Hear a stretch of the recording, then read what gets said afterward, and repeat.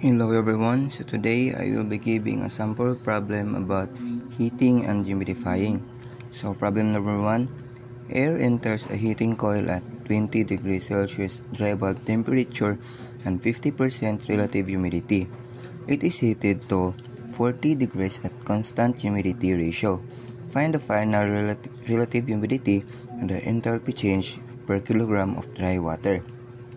So by using psychrometric chart, our initial state is 20 degrees dry bulb temperature and 50 degrees relative humidity.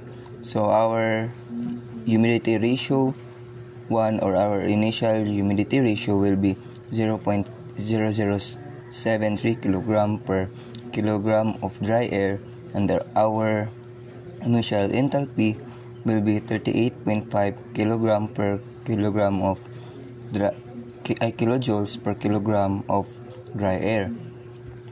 Next will be the final state.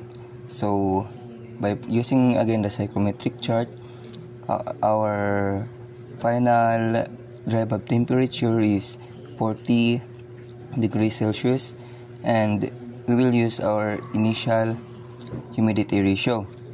So our final relative humidity will be 20%, and then our final enthalpy will be 56.7 kilojoules per kilogram of dry air.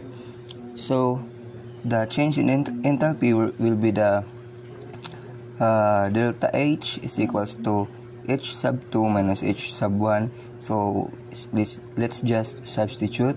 So 56.7 minus 38.5 will be 18.2 kilojoules per kilogram of dry air. And that would be all. Thank you.